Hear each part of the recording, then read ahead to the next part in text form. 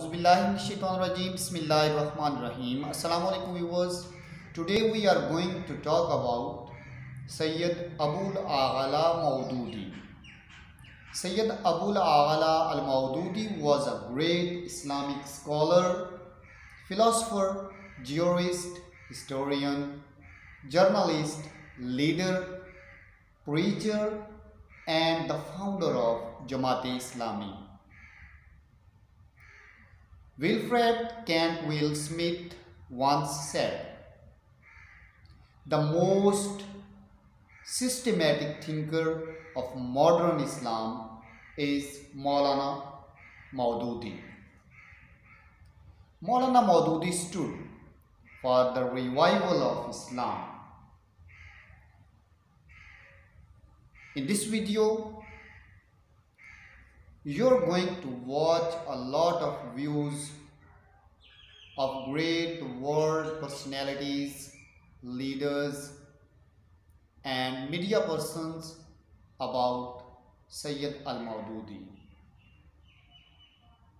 I would like to request you to subscribe my channel Islam TV.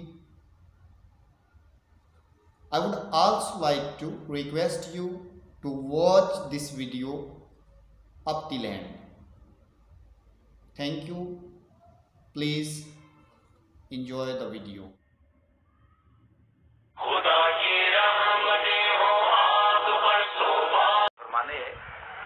ایک ضمن گل آ گئی میں دس چھوڑا ایویں چشتی سارے لکھتے رہنے لیکن چشتی ہونا بڑی گل ہے سمجھ آئی نا اور چشتی نہ مقام سمجھنا بڑا مشکل ہے لفظ اصل ہے جی چشت لفظ نہیں چشت لفظ ہے ایک گرام ہے گرام ایک ہرات افغانستان ایک گرام ہے اس کا نام ہے اس گران ہے جڑے پیر ہے حضرت مودود چشتی رحمت اللہ علیہ یہ مولانا ابو الاعلیٰ مودودی صاحب علیہ رحمت نے جڑے بزرگ ہے وہ آپ انہوں نے اولاد دی ابو الاعلیٰ مودودی صاحب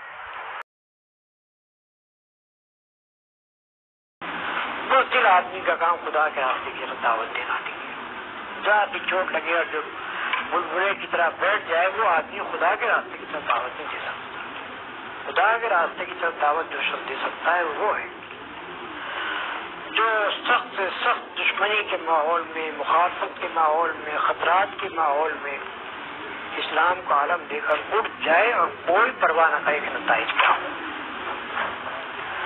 رسول اللہ صلی اللہ علیہ وسلم کی اپنی ذات اس شجاعت کا مکمل نمونہ ہے مکہ معظمہ میں کھلا آپ نے دعوت اسلام پیش کی ان لوگوں کے درمیان پیش کی جو آپ کے خون کے پیاسے ہو گئے جنہوں نے کوئی کسر اٹھا رکھی آپ کو ظلم کا نشانہ بنانے میں اور آپ کے ساتھیوں کو ظلم کا نشانہ بنانے میں لیکن ایک لمحے کے لیے بھی آپ نے اپنی دعوت کو چھوڑنا قبول نہیں کیا بلکہ مسلسل 13 سال تک اس ماحول میں اپنی دعوت پیش کرتے چلے گئے اور ہر قسم کی سختیاں مصیبتیں برداشت کرتے چلے گئے وہ یہ ہے کہ اجتماعات میں کھلا محاسبہ ہوتا ہے کھلی تنقید کسی آدمی میں کوئی کمزوری ہو بے تکلف اس کا اظہار کیا جائے گا اور اس کی اصلاح کرنے کی کوشش جماعت کے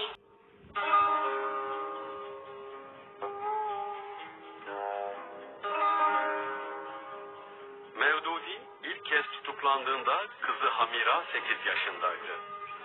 Babam gitmeden önce neden bize bakmadı sorusuna annesi şu cevabı verdi. Hacer'i ve oğlu İsmail'i çöle bırakan Hazreti İbrahim'in sünnetidir. Çünkü arkaya bakmak erkeklerin endişelerini arttırır ve azimlerini kırar.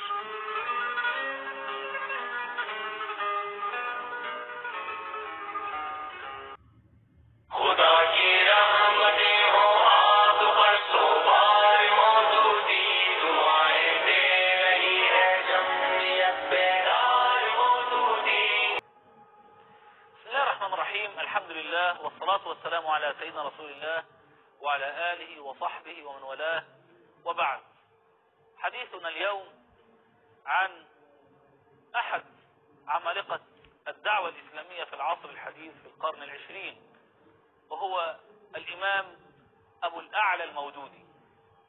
أبو الأعلى المودودي ولد سنة 1903 في الهند لأبوين هنديين مسلمين، كان من أهل العلم ومن أهل الدعوة ومن أهل حب دينه سبحانه وتعالى. ولد وبدأ يحفظه أبوه وأمه القرآن ويعلمانه اللغة العربية والفارسية والأردية. أتقن أبو الأعلى هذه اللغات الثلاث وتعلم وذهب إلى مدرسة المحاماة، ثم تخرج منها وبدأ يمارس نشاطه حيث كان هناك احتلال إنجليزي للهند، ودافع عن وطنه وعن بلده مع ممارسة واجب الدعوة إلى الله. استفزه في يوم من الأيام أن قال الزعيم الهندي المهاتما غاندي هاجم الإسلام وقال إن الإسلام قد انتشر بالسيف، فاغتاظ لذلك أبو الأعلى المودودي فكتب أول كتبه وهو الجهاد في الإسلام. بدأ يبين رسالة الإسلام وكيف أن الإسلام دين العدل، دين السلام، دين لا يأمر بالحرب، بل إن رسوله صلى الله عليه وسلم لا يحب كلمة الحرب، بل القرآن يبين حينما تنتهي الحروب أو المفاوضات بين المسلمين وغير المسلمين بالصلح يعتبر ذلك فتحا كصلح الحديبية، حين قال الله عز وجل عنه إنا فتحنا لك فتحا مبينا. ثم بدأ أبو الأعلى يبين كيف انتشر الإسلام، بين أولا الجهاد وموقف الإسلام من الجهاد، وأن الإسلام لا يوجب الجهاد على أمة الإسلام إلا كرها، كتب عليكم القتال وهو كره لكم. المسلم ليس محبا للحرب، بل قال صلى الله عليه وسلم لا تتمنوا لقاء العدو. فالمسلم بطبيعته ليس محبا للحرب ولا للقتال، ولكن إذا ما فرض عليه فرضا يقاتل في سبيل الله عز وجل. ثم بين أبو الأعلى ميادين الجهاد وكيف يجاهد الإنسان وأخلاقيات الإنسان في الجهاد، وأن الجهاد في الإسلام مقرون بالخلق، وأن الفتوحات في الإسلام لم تكن فتوحات اقتصادية، لم يكن المسلمون لم يخرجوا لفتح البلاد من حولهم إلا لنشر الحق ونشر العدل، ليس لعلة المال وليس لعلة الاقتصاد وليس لعلة الفقر خرج العرب من بلادهم لنشره، بدليل أن الهند بلده لم ينشر فيها الإسلام بالسيف ولا بالجهاد ولا بالحروب، بدليل أن بلادا أخرى انتشر فيها الإسلام بالدعوة إلى الله والخلق والسلوك.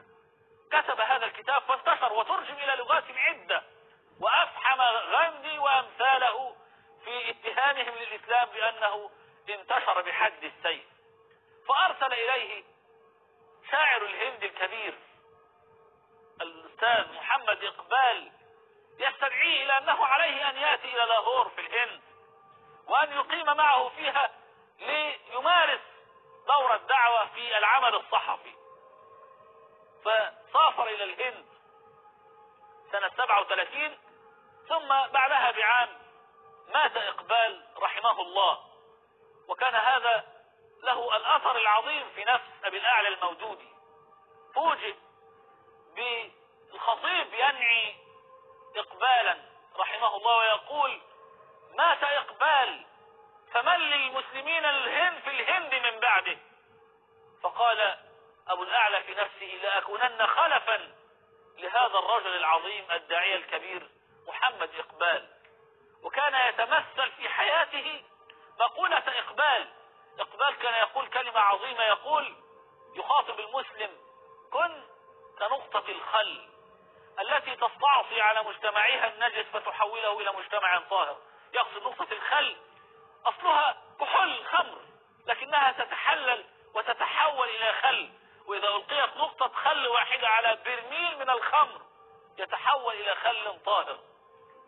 انطلق أبو الأعلى المودودي في شبه القارة الهندية يتحرك ويدعو إلى الله عز وجل والتبصير بقضايا المسلمين، إلى أن تأسست دولة الباكستان سنة 1947. في هذه المرحلة كان عونا لقائد باكستان الأول محمد علي جناح. توفي محمد علي جناح وجاءت حكومات يعني قلبت ظهر المجن لأبي الأعلى المودودي وجماعته الجماعة الإسلامية في باكستان. سجن واعتقل أكثر من مرة، بل حكم عليه بالإعدام، وهاجت الجماهير وخرجت تطالب بإسقاط هذا الحكم، فخففه حكام باكستان آنذاك إلى المؤبد، ثم بعد ذلك تحت الضغوط والجماهير الهادرة أفرجوا عن أبي الأعلى المودودي.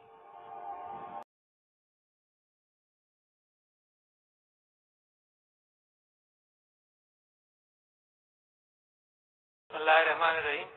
سید منور حسن کی وفات کے اوپر مجھے شدید غم ہوا. میرے بڑے پرانی ان سے واقفیت، میرے خیال سے 60 کی دہائی سے میں ان کو جانتا تھا. مختلف موقعوں پر ملاقات ہوتی تھی. کبھی کبھی وہ ہمارے گھر جب تشریف لاتے تھے، جب میرے والد صاحب سے بھی ان کا قریبی تعلق رہا، اور سید ابوالعلا مودودی جب کراچی آتے تھے یا کسی انداز سے میرے والد صاحب ملنے کہا جاتا ہے کہ جناب پاکستان میں فوج کے بعد دوسری بڑی تنظیم یا ادارہ جو اپنے نظم و ضبط کے حوالے سے مثال ہے وہ جماعت اسلامی ہے. تو اپنے ضبط کو بہت بڑا کر سکتے ہیں. ان کے پاس تو واقعی ہوتے ہیں لاکھوں، تو یہ بھی 10-10 فٹ پہ کرسیاں لگوا لیں. میرا خیال ہے جماعت اسلامی حقیقتاً یہ 4-5 لاکھ لوگ اکٹھا کر لیں گے. ان کے جو تیسرے دن کا اجتماع ہوگا تو تعداد جو ہے میرا خیال ہے 4-5 لاکھ کو ٹچ کر جائے. میں وہی کہہ رہا ہوں، ان کے تو سچی مچی 4-5 لاکھ ہوتے ہیں نا. تو اگر 10-10 فٹ پہ کرسیاں رکھ لیں تو ان کے جلسے کی پوشن تو ادھر ایمن آباد تک پہنچ جائے. جماعت اسلامی ملک کی سیاست کی ایک بہت بڑی حقیقت ہے، اور بعض دفعہ کامیابیاں بھی ایسی ملی کہ لگتا تھا کہ وزیر اعظم جماعت اسلامی کی مرضی اور منشا کے بغیر نہیں بن سکتا. تو میرا خیال ہے نہیں بنے ایگزیکٹلی ایسا ہی ہے. اچھا، اب بات یہ ہے کہ جہاں پر جماعت اسلامی کے پاس اعزازات جو ہیں، اگر اس کی ایک طویل فہرست ہے جن پر جماعت اسلامی یقیناً نازاں ہے، فخر کرتی ہے، اور اس کے جو دشمن ہیں وہ بھی ان اعزازات کو بادل نخواستہ ہی صحیح تسلیم کرنے پر مجبور ہے. جماعت اسلامی کا ایک سب سے بڑا اعزاز تو یہ ہے جو اس کے مخالفین بھی جس کا اعتراف کرتے ہیں کہ اس ملک کا جو تعلیم یافتہ دینی طبقہ ہے اس کی سب سے بڑی علمبردار جماعت جو ہے وہ جماعت اسلامی ہے. اب بڑا پڑھا لکھا آدمی تقریباً اس میں ہے ہی پڑھے لکھے لوگ. مولانا مودودی رحمت اللہ علیہ جنہوں نے شروع کی تھی یہ جماعت، وہ عالمی لیول کے عالم تھے، اور ان کے بعد میاں کفیل محمد صاحب بہت گولڈ میڈلسٹ تھے. قاضی حسین احمد صاحب لیکچرر تھے. اسی طرح سید منور حسن بہت اعلیٰ تعلیم یافتہ تھے. ایک اور جماعت اسلامی کا بہت بڑا اعزاز وہ یہ کہ فلاحی اور رفاہی کاموں کا سب سے بڑا نیٹ ورک جماعت اسلامی کے پاس ہے. ہر مصیبت ہو، زلزلہ ہو، سیلاب ہو، یا عام حالات میں یہ جو فری ہاسپٹلز ہیں، جماعت اسلامی کا سب سے بڑا نیٹ ورک ہے. تیسرا بہت بڑا اعزاز جماعت اسلامی کے پاس سیاسی حوالے سے موجود ہے، وہ یہ ہے کہ جماعت اسلامی کی آج تک کسی رکن اسمبلی پر کرپشن کا الزام بھی نہیں لگا. بالکل، یہ بہت بڑا اعزاز ہے جس پہ جماعت اسلامی نازاں ہے اور فخر کرتی ہے. ایک اور بڑا اعزاز جماعت اسلامی کے پاس یہ ہے کہ جماعت اسلامی نے موروثی سیاست کا نہ صرف انکار ہمیشہ کیا ہے بلکہ اس سے کوسوں دور رہی ہے. موروثی سیاست سے انکار کے حوالے سے یہ اعزاز ایک دو اور سیاسی جماعتوں کو بھی حاصل ہے، لیکن قیادت کی تبدیلی وہاں پر نہیں ہے، وہ صرف جماعت اسلامی میں. اچھا، ایک اور اعزاز، وہ اعزاز یہ ہے کہ جماعت اسلامی نے تمام سیاسی جماعت، کم و بیش تمام بڑی سیاسی جماعتوں کو قیادت فراہم کی ہے. یعنی جو اسٹوڈنٹ پالیٹکس میں حصہ لیتے رہے ہیں، وہ آج تم نون لیگ دیکھ لو، کاف لیگ دیکھ لو، ایون پیپلز پارٹی میں ایسے ہر جماعت میں اچھے بولنے والے. تحریک انصاف میں تو میرا خیال ہے کہ 60% لوگ جو ہے وہ جماعت اسلامی کے پیدا کرتا ہے، جماعت اسلامی سے گئے ہوئے ہیں. بنگلہ دیش میں تو جماعت اسلامی کے دیکھو نا لیڈروں نے پاکستان کے لیے آواز بلند کی تھی، اور دیکھے پھانسی کے رستے بھی وہ چوم رہے ہیں، گلے میں ڈال رہا. یار ادھر بھی بے شمار قربانیاں دینے والے لوگ موجود تھے جماعت اسلامی میں. ایون یہ جو ان کی اسٹوڈنٹ جماعت ہے، جمعیت، یہ جذبے سے بھرپور بچے ہوتے تھے. مودودی رحمۃ اللہ علیہ کا جو تحریک پاکستان سے تعلق ہے، تحریک پاکستان، نظریہ پاکستان، وہ تو یہ ہے کہ مسلمان ایک الگ قوم ہے اور وہ اس کی قومیت کی بنیاد وطن پر نہیں ہے بلکہ عقیدے پر ہے. یہ اس کی بنیاد ہے اور اس کے ایکسپوننٹ، اس کے علمبردار مولانا مودودی تھے. اقبال اور مولانا مودودی ہر دوسرے آدمی سے زیادہ. دوسروں کے بارے میں آپ کہہ سکتے ہیں کسی وقت وہ نیشنلسٹ رہے ہیں، کسی وقت وہ دوسرے اس کے ذہن میں دوسرا تھا، لیکن مولانا مودودی کے بارے میں نہیں کہ وہ بالکل ابتدائی عمر سے مسلمان قرآن اور سنت کی روشنی میں اپنا راستہ طے کرنے والے. میں بتاتا ہوں اس کا ثبوت یہ ہے کہ علامہ اقبال کو مشرقی پنجاب میں ایک زمین آفر کی ایک زمیندار نے، اس پر آپ ایک اسلامک بستی بنا کے مثالی اور اس پہ آپ ایک اسلامی مثالی بستی بنا کر تبلیغ کا کام شروع کر دیا، علمی تحقیقی. پورے ہندوستان میں ان کو کی نظر مولانا مودودی رحمۃ اللہ علیہ پر پڑی. ایک ایسا تاریخی خدا